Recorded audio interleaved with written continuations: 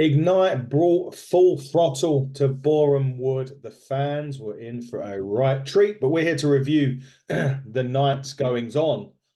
Just yesterday or Sunday at the time of this going out, it was an incredible night's worth of wrestling. Probably one of the best Ignite shows. Actually, I think it's probably the best Ignite show that I've been to, bell to bell. The action was off the chart. The fans were, well, they was loving it all the way through. And even I got involved. So it's going to make that match a little bit harder to review, but I'm going to have to do it unbiasedly, and I will do that. However, let's begin with the first match of the evening. These two chaps behind me, Taylor James, Jack Toreno. The rebellion collide after Taylor turned his back on Jack over the last couple of shows. It was time for Jack to exert some revenge and to have a battle with Taylor. Taylor wasn't alone though. He brought, I believe his name's Tall Tom or Tom out, big 7 foot giant dude come out with Taylor. Brought a chair out with him as well. He did try and get involved, but Jack made sure that it didn't happen. So he didn't get involved fully in the match because Jack managed to drop kick the chair that he held up into him and basically put Tom out of the equation. Now, interesting about this match is I'd seen Taylor wrestle as a single, and I know how good he is. I've never seen Jack wrestle a singles match before. Any promotion I've been to, it's always been the Rebellion or Taylor's been on his own with Jack. He's never been Jack one-on-one with anybody. And it was he impressed me so much. This match was just 10 minutes of absolute brawl for 10 minutes. He had some great action in there as well. Spanish flyers, you name it. These guys brought it to the party. The crowd was so invested in it. The crowd at Boreham Wood absolutely hate Taylor. And they're beginning to start to love Jack. And this match itself was just a tremendous start to a show that surprised me. I thought it was going to be a good match. Don't get me wrong. I didn't expect it to be a bad match, but it was a great match. It was, as I said, 8 minutes, 10 minutes or so of them two just kicking the hell out of each other. And Jack picks up the victory, which is interesting. Taylor's got title aspirations. And Jack's come along and nicked one off him here in this one. And now, as we move to July, the Buckle Up show, which we are, in co-production, I suppose, with Ignite, we've now got to decide what to do with Jack as well as Taylor after this, and some discussions will have to go down between myself and CJ Carter, the GM, but we'll make sure that both these guys are featured at Buckle Up for sure. But very impressive start to the show. It caught me off guard how good this match actually was, and that isn't a disrespect to Taylor or Jack. It's just, my expectations of that was good, but this was great. Now, talking of great, that brings me on to this match right here. Nino Xander Bryant versus CPF, Danny Black and Joe Lando. We had CPF versus the Rebellion, funnily enough, at November, a night show in November. And it blew the roof off the building, to be quite honest with you. Having this match on second, this was, if I could say, better than that match against, Taylor and Jack the Rebellion in November. I think it was. These two are fan favorites. The crowd was split during this. They had some high spots. You saw a bit of a cocky side to CPF during this as well. They were getting a bit agitated because the moves they were hitting weren't quite putting Nino or Xander away. But this was high flying, fast paced action in your face, flying over here, flying over where. The tag team maneuvers that these two were doing were off the chart. The crowd just ate it up and ate it up and ate it up. They wanted more. If we just put that match on all day, I think they would have just been happy with it. It was absolutely tremendous. Match of the year candidate for me straight away. I can't see. I think it would be difficult to try and beat it. I'm sure we can try, but it was going to be very difficult to beat a match of that quality. It was just all over the place. The kids in the audience loved it. The adults, myself, loved it. Call me an adult if you want. I don't mean kid or whatever. It's fine.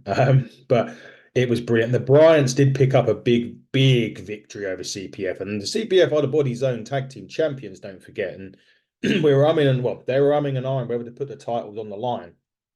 And I think I'm pretty glad, well, they're pretty glad that they didn't do it, because they wouldn't be tag team champions of Body Zone anymore. The Bryants would be, but the Bryants are ever impressive as a team. Another win, chalk up another victory for them. They beat Trew and Lacey back in February, and now they roll on to July, and we'll see what's in store for the Bryants in July at Buckle Up. Same with CPF. Who knows if they're on the card? We don't know yet. Again, conversations to be had. But these two teams just lit the place up. I mean, you know, putting this on second, it was kind of doing the rest of the card an injustice. Not because the rest of the card can't deliver world-class wrestling or a world-class match, but it was just the crowd were on this up here. And obviously sometimes the crowd does dip and go into matches, and to try and, you know, because it's just a natural thing over a 3 hour event. You do have peaks and troughs, and, you know, Ignite started it up here. It didn't dip much, but after match 2 has hit the roof, how on earth do you go out and, you know, how on earth do you top that? Well, the next match was the #1 contendership match for the Hit in the Turnbuckle Championship, our very own title. Yes, we have a title in wrestling. It is legitimate. We have 2 titles in wrestling, actually, men and the women's. But the 3 men behind me, Mark Trew, Corey Mcrae, and Jay Joshua, took part in a triple threat match to determine the #1 contender for the Hit in the Turnbuckle Championship in July. Mark Trew has been berating the Hit in the Turnbuckle team, myself and others, for over a year, since near enough a year since we announced the championship. He's been saying he wants the championship, or he wanted to be the champion. He wanted us to give him the championship. You know, Ignite. His win-loss record states otherwise, and, you know, as I said to all of them that want the championship, you have to earn it. And Mark has had, you know, he successfully beat Charles Crowley at the last Buckle Up last year. And that was really, I think, his last win that I can remember anyway. He said he took on the Bryants in February in a great match there. He had lost a few other matches. Corey Mcrae was a 14-month Ignite heavyweight champion, and he's going through a bit of a lull. More on that in a minute. Actually, something happened after the match that we need to discuss. But Jay Joshua's coming in from Wales, heavy hitting, hard. Guy's a unit, and can he move as well. And he's just a heavy hitter. And these 3 had an envious task, or an unenvious task, of following the Bryants and CPF. And how do you do it? Well, you put these 3 in the ring and you let them go. And that's exactly what Ignite did. They put these 3 guys in the ring and they absolutely took it to the limit. Hard hitting, some amazing moves going on in this one. Mark was flying around doing frog splashes. Corey was hitting package power drivers. Even Jay Joshua hit about 20 kicks on each other consecutively in this. It was just, you know, such a good. This was like strong style 2024. These 3, they brought it to each other. It was a fantastic match. Jay Joshua come very close. Corey Mcrae looked like he had the match won, but unfortunately for us, maybe not unfortunately in general, but unfortunately for us, Mr. Mark Trew sneaks the win and becomes #1 contender for the Turnbuckle Championship match in July. Now, he has beef with the then current Hit in the Turnbuckle champion, Smashing Mike, but he was going against James Ellis later on, and whether that title changed or not, we'll get back to. But I did mention Corey Mcrae. Now, one of the most unusual things that we saw at Ignite on Sunday was Corey Mcrae tagging fans and hugging fans and smiling and doing all the stuff that Corey Mcrae doesn't never do. You know, he wants you to buy his merch and stuff like that. He wants you to pay money, and, you know, and he'll call you a dickhead in the process. But this time it was very much a fan-friendly Corey. He took a lot of the fans off guard, including myself and a few others sitting next to me. Like, what's going on here? Why is he being nice? This isn't Corey. This isn't Corey Mcrae. This is, you know, what's going on? Anyway, after the match, he took on the mic. He took the mic and he said that he thinks that this year's his last year, and he's had enough. He's losing every time he's going out there. If he can't win a match, he doesn't want to be here. But he said he had come back in July for one more match. And if he loses that match, he will be leaving Ignite Wrestling.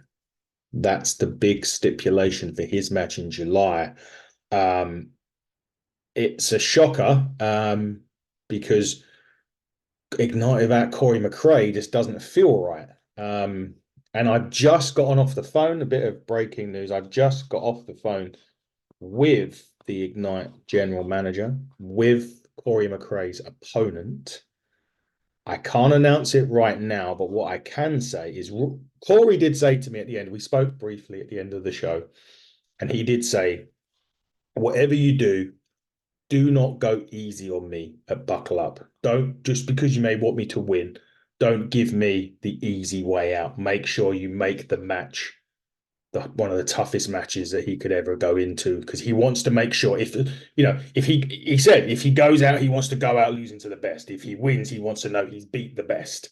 So we've done that, and we've got him an opponent, and more on that when we can do it. All I can say is it's going to be a big effort required for Corey to beat his opponent at Buckle Up. And when we can announce the match, I think you'll all see why. We took a very, very nice intermission at that point, or break.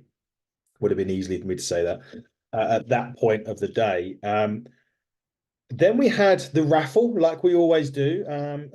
Sunset Skip and Tiggs was doing the raffle. At the end of this, a guy in a hoodie come running through the door, attacked Tiggs and started beating him up. And we was all like, well, where's security? What's going on? We was all just about to sort of get involved. And it was Truman Roswell, a guy that you haven't seen at Ignite for over 2 years, comes out, he attacks Tiggs, he beats him up.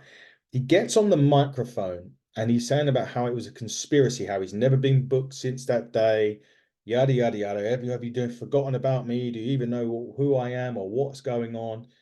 And then he threatens to take the show hostage in July. So Buckle Up, as I keep mentioning, the joint production between ourselves, Hitting the Turnbuckle and Ignite Wrestle Pro. He then decides that he's going to say that if he doesn't get booked in July, he's going to take the show hostage. Well, Truman, congratulations.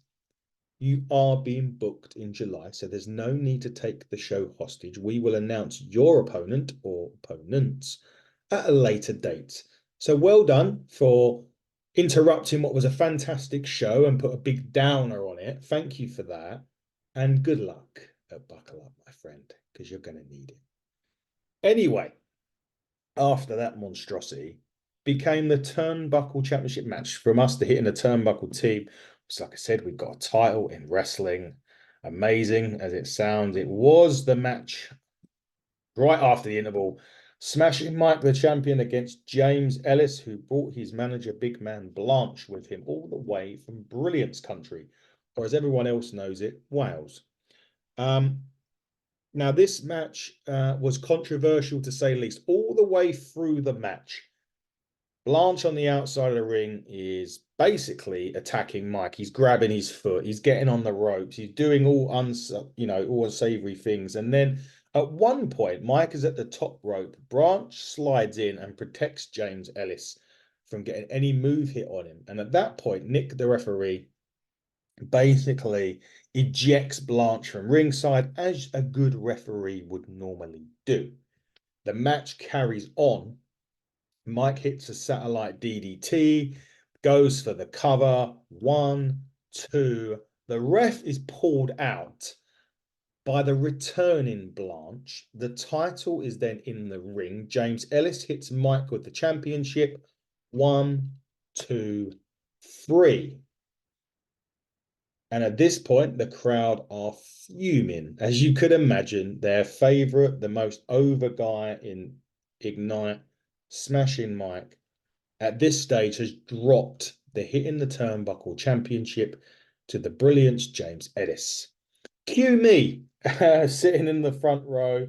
I go straight up to Nick. I slam my hand down on the Nick, the referee that is, slam my hand down on the mat, explain to him what's going on. He was telling me, look, he could only call what he saw, which is fair. I'm saying that this title is not changing hands this way. Something needs to happen. And lo and behold, thankfully, the GM of Ignite, Mr. CJ Carter, calmed the craziness down, got that match restarted. Smashing Mike hits the game over, picks up the victory, and is celebrating with the Ignite Championship. And then out comes the new #1 contender, Mr. Mark Trew, who has told Mike in no uncertain terms in July the title is going to be his. Well, Mark, you've moaned about it, you've bitched about it, you've cried about it. You've earned your shot. Congratulations, you have earned your shot in July. Now, my friend, you've got to take it. You've got to beat Smashing Mike, who's already beat you twice at Ignite. Down to you, Marky boy. Are you going to step up and show Boreham Wood what a great wrestler that you actually are? There's no question about that.